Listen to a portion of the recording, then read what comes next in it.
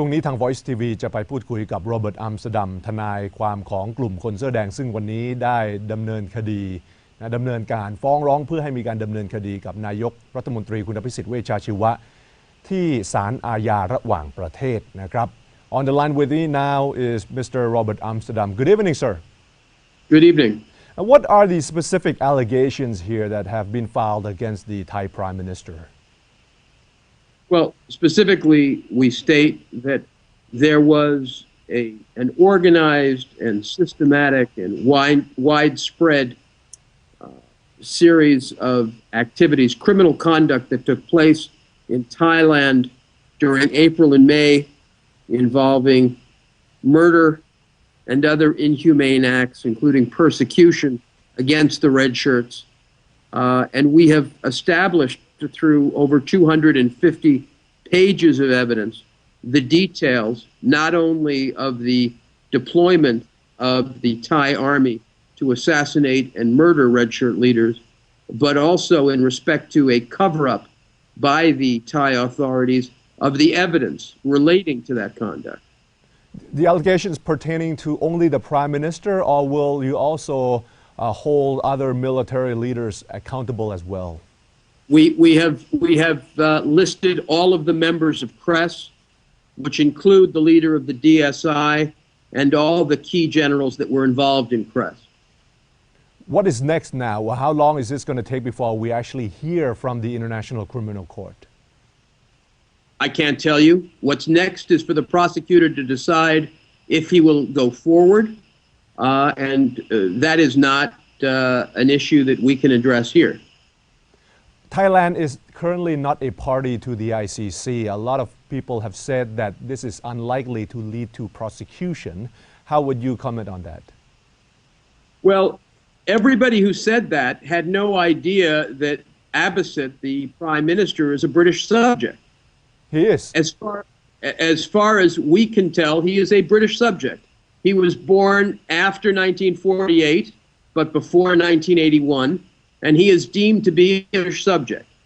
Now, if he has renounced his citizenship, he can provide evidence of that to the prosecutor, and we would then be left with Security Council action. But for now, our understanding is he is a UK subject, in which case the jurisdiction of the ICC would be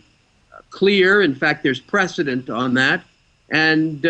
it's actually in the Article 12 that I read out in the press conference. Is there a precedent for this? Because looking at other cases, I can think of one whereby the president of Sudan, Omar Bashir, actually is being prosecuted, but he simply fails to show up to the court. He doesn't want to show up. Is it going to end up like that, whereby prosecution could take place, but the Prime Minister just simply refuses to go there? I mean, what will happen at that point? Look, you know, one of the things that shocked me about the coverage in Thailand is people seem more concerned about the jurisdiction of the court than these massive crimes that we seem to have proved. I'm not going to speculate on what Abhisit will or will not do. I'm hopeful that after reading this report, he will resign, which is the only door open to him, given the massive evidence against him. Moving ahead, basically, you're in the camp whereby there will be enough social pressure, you believe, in Thailand and internationally, after this case is out there, that the Prime Minister will no longer be Abhisit Vejchachiwa. That's sort of the hope here, right? Well, look, you know, it's not only Abhisit. It is, you know, the government, the army, and those in power have murdered before. If we don't stop them, they will murder again.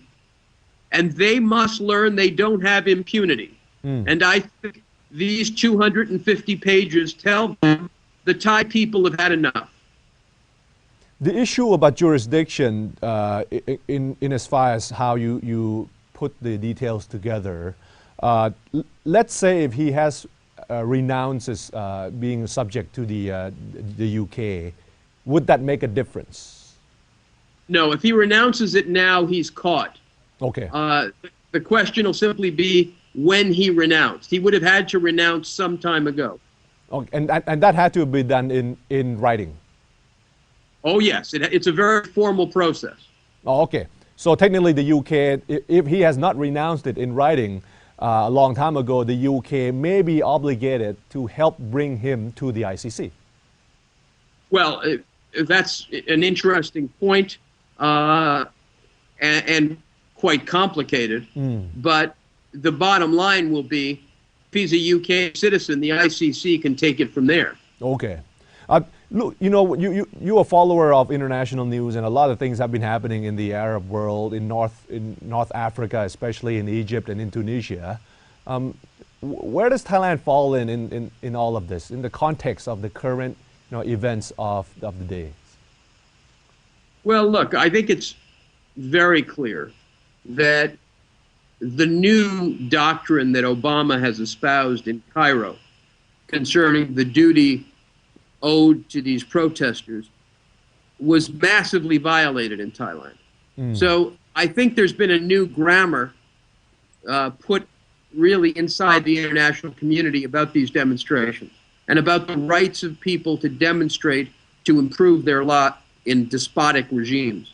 And I think Thailand fully qualifies for that. So I think there's the possibility that the international community will give Thailand a fresh look.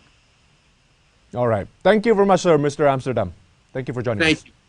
Thank you. นั่นก็คือคุณโรเบิร์ต อัมสเตอร์ดัมนะครับทนายความของกลุ่มคนเสื้อแดงซึ่งวันนี้ได้ยื่นเรื่องเพื่อให้ทางศาลอาญาระหว่างประเทศหรือ International Criminal Court ที่อยู่ที่กรุงเฮกประเทศเนเธอร์แลนด์เนี่ยดำเนินคดีกับนายอภิสิทธิ์เวชชาชีวะนายกรัฐมนตรีแล้วก็ผู้บริหารของสอช.เรื่องการสลายกลุ่มผู้ชุมนุมย้อนกลับไปตั้งแต่เดือนเมษายนเดือนพฤษภาคมของปีที่แล้วนะครับประเด็นที่น่าสนใจที่คุณอัมสเตอร์ดัมได้พูดถึงก็คือเรื่องของการที่ทางทีมงานกฎหมายของคุณอัมสเตอร์ดัมเนี่ยได้สรุปว่าคุณอภิสิทธิ์เวชชาชีวะนั้นเคยถือสัญชาตินะของอังกฤษเพราะว่าคุณอภิสิทธิ์นั้นเกิดที่ประเทศอังกฤษก็เลยถือว่าเป็น subject นะของสหราชอาณาจักรซึ่งถ้าเกิดในช่วงระยะเวลาตั้งแต่วันนั้นจนถึงวันนี้คุณอภิสิทธิ์เวชชาชีวะยังไม่เคยเขียนจดหมายแสดงถึงเจตนารมณ์ที่จะยกเลิกสัญชาตินั้นณเวลานี้คุณอภิสิทธิ์เวชชาชีวะก็ยังเป็นคนที่ถือสัญชาติอังกฤษอยู่และถ้าเป็นอย่างนั้นประเทศอังกฤษนั้นจะต้องมีบทบาทในการที่จะส่งตัวคุณอภิสิทธิ์เวชชาชีวะถ้าเกิดศาลอาญาระหว่างประเทศนั้นรับคดีนี้เพื่อพิจารณาในการฟ้องนะครับนี่เป็นเนื้อหาหลักการของการเสนอให้มีการดำเนินคดีกับคุณอภิสิทธิ์เวชชาชีวะแต่ว่าในภาพรวมที่ได้พูดคุยกับคุณโรเบิร์ต อัมสเตอร์ดัมเมื่อกี้นี้เนี่ยเขาก็บอกด้วยว่าในความเป็นจริงเนี่ยตั้งความหวังไว้ว่าจะมีแรงกดดันมากพอจากสื่อมวลชนระหว่างประเทศจากสื่อมวลชนในประเทศแล้วก็จากคนไทยกันเองที่จะทำให้คุณอภิสิทธิ์เวชชาชีวะนั้นลาออกจากตำแหน่งเมื่อศาล ICC นั้นยอมรับคดีนี้ไว้พิจารณานะครับคงต้องรอดูอาจจะใช้เวลาอีกสักพักแต่ว่าเมื่อกี้คุณอัมสเตอร์ดัมก็ไม่ได้ยอมบอกว่าจะใช้เวลาอีกนานสักเท่าไหร่แต่ว่าเขามองว่าในยุคนี้ที่มีการชุมนุมระหว่างประเทศหลายประเทศอียิปต์ตุนิเซียเนี่ยก็มีความเป็นไปได้สูงว่า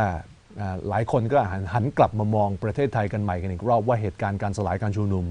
ในช่วงเดือนพฤษภาคมของปีที่แล้วนั้นมีความชอบธรรมแล้วก็ได้ดำเนินการถูกต้องตามกฎหมายหรือเปล่านะครับเชื่อว่าคนอาจจะให้ความสนใจกับเรื่องราวของไทยนั้นมากขึ้นในช่วงนี้ด้วยซ้ำไปนั่นก็คือบทสัมภาษณ์นะครับกับโรเบิร์ต อัมสเตอร์ดัมทนายความของกลุ่มคนเสื้อแดงซึ่งวันนี้ยื่นเรื่องดำเนินคดีกับคุณอภิสิทธิ์เวชชาชีวะนายกรัฐมนตรี